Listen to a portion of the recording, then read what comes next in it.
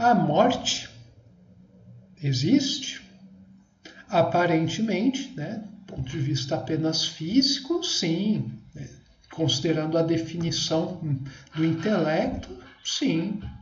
Mas na sua totalidade, já a gente tendo chegado nesse capítulo, né, quando você tiver terminado nesse estudo, se você estiver implementando em vida e ao longo da vida, se você tiver conseguido absorver bem isso, você vai chegar a uma conclusão muito interessante, que é de que a morte, na verdade, lá na sua essência, como estou falando, é na essência mesmo, né? Não existe, né? Ou, para ficar um pouco mais palatável, ela é uma ilusão, né? Ela é uma ilusão criada, né, por nosso estado de consciência decaído. A gente sofre, né? Não é por ser uma ilusão que a gente não sofra na medula. Mas, em última instância, ela é uma ilusão. E quanto mais a gente perceber o porquê ela existe, né? Por que tem renascimento e morte? Por que a vida que era una se tornou cindida em duas? Ficou bipartida. Quando a gente compreender isso, e eu pretendo futuramente fazer um estudo do livro Deus e o Universo e o Sistema, né, mas isso vai demorar ainda, a gente vai entender, né, a pessoa vai ficando cada vez mais claro tudo isso que está sendo apresentado. Então são duas fases de um ciclo, né? Quando você está no plano extrafísico, né, o mundo astral, que tem diversos níveis, né, que outras doutrinas vão explicar em detalhes, aqui a gente não cabe adentrar nessas questões, isso tem a ver com o peso específico, né, da sua alma após a morte, ela vai para o lugar onde mais você está vibrando de acordo, né? Mas a questão é que é um grande plano extrafísico e um grande plano físico que são alternantes. Então você tem duas fases no mesmo ciclo completo. E à medida que você vai tendo essas oscilações, você vai adquirindo experiência, você vai aprendendo, por bem ou por mal. Então, assim, a morte e o nascimento, elas estão profundamente conectadas entre si, né? Quer dizer, pensa a fundo, né? Só existe morte porque algo nasce. Né? Se nada nascesse, não ia existir morte. Aí coloca ao contrário, né? Essa lógica ela é simétrica, né? Você pode inverter e vai dar na mesma.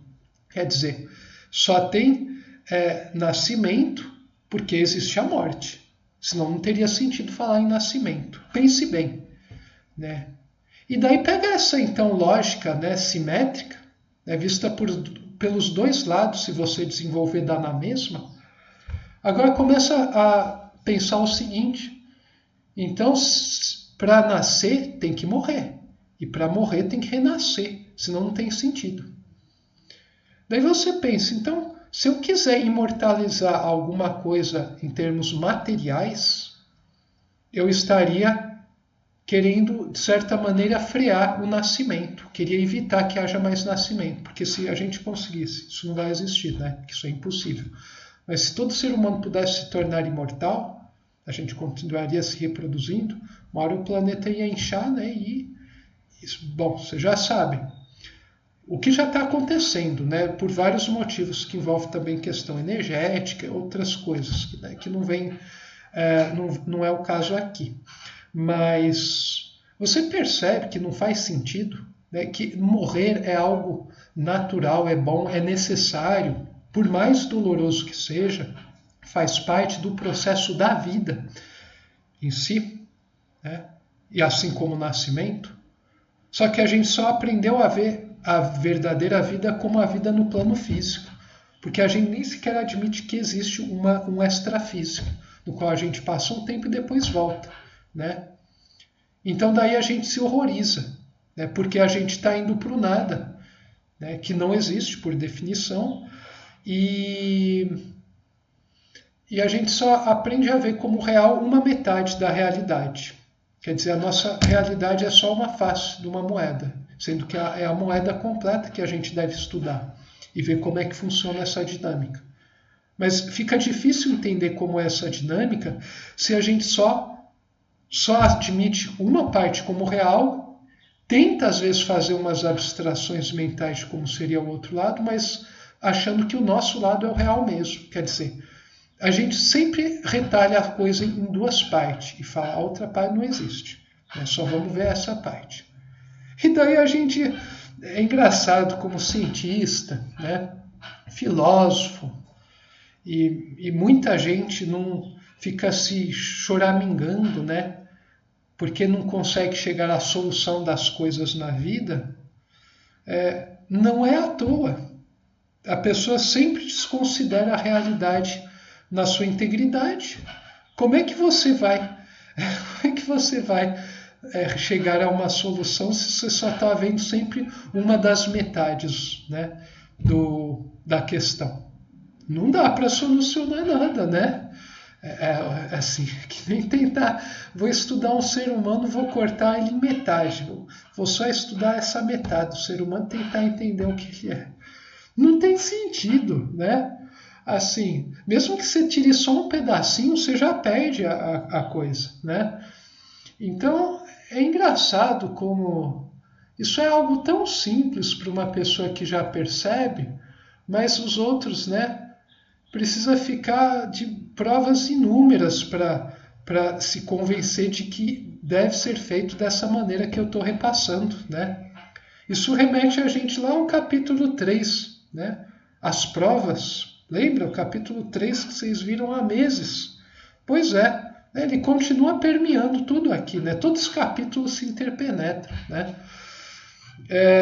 A mente intelectiva sempre quer prova, né? Eu quero prova, senão eu não vou, né? E você não vai encontrar prova enquanto você não evoluir, né?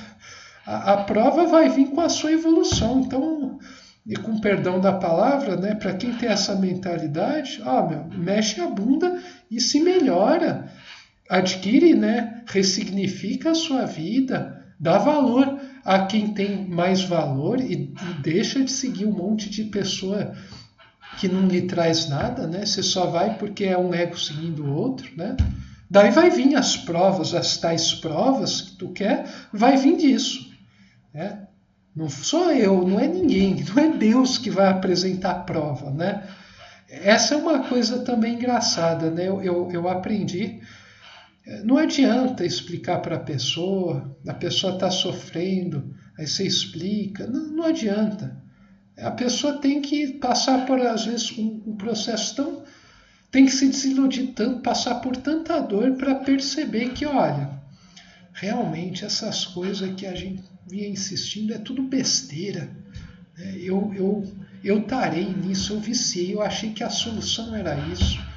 30 reuniões por dia, por semana, né? Por dia é demais, né? E não chega em nada, e eu sistematizo, não chega em nada. Eu tive que gastar a vida inteira, jogar no lixo vidas, e agora eu percebi, né? O bom é que quando percebe, você esquece, né, o que você perdeu tempo e tal, e agora é só o futuro. Agora é só, você puxa, né, é full throttle, né, como diz na aeronáutica, você vai, daí você só avança, né?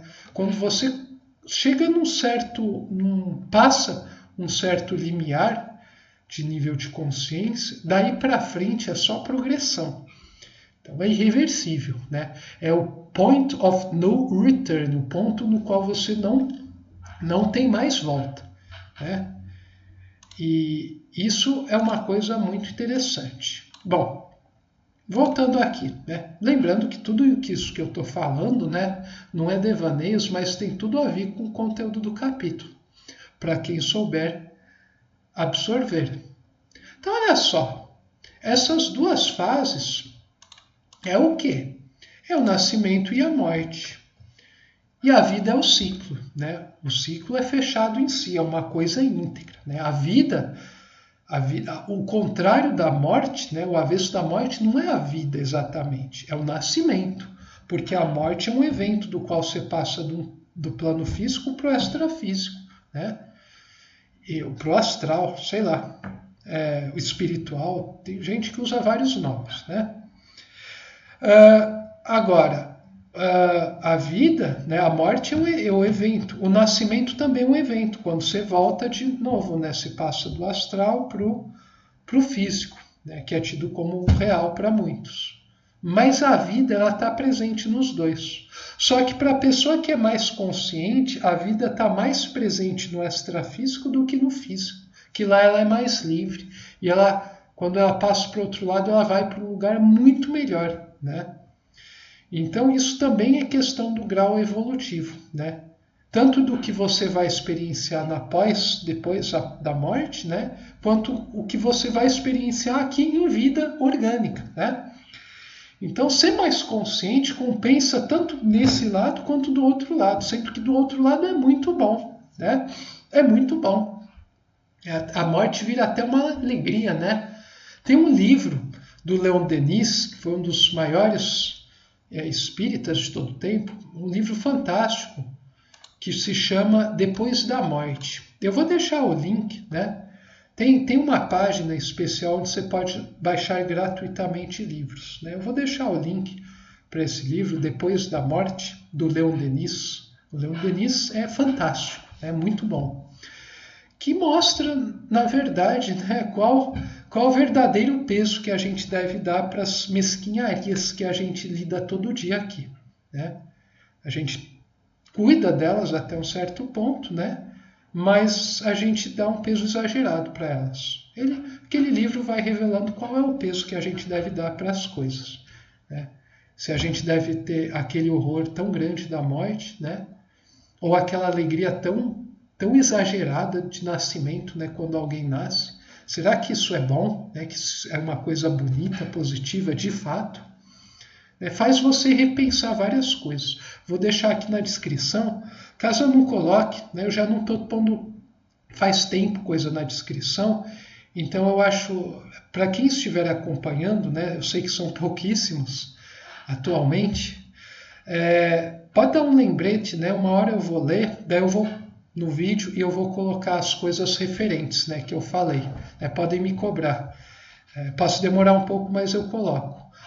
Que é muito vídeo, né? Fazendo embatelada, né? Vai dar uns 400, 500 vídeos para explicar essa síntese, né?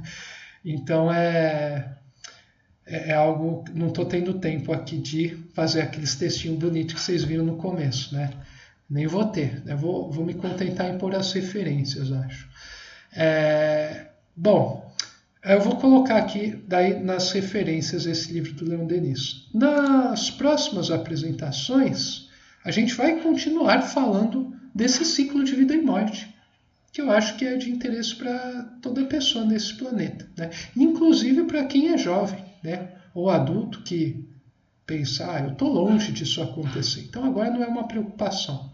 Mas o que você vai passar lá na frente vai ter a ver com tudo o que você fez durante a vida. Então você tem que começar a atuar o mais cedo possível para que você consiga ficar o mais tranquilo quando você concluir esse ciclo. Isso é um conselho que eu estou passando para as pessoas. Isso é sério. A gente se vê amanhã. Saudações fraternas.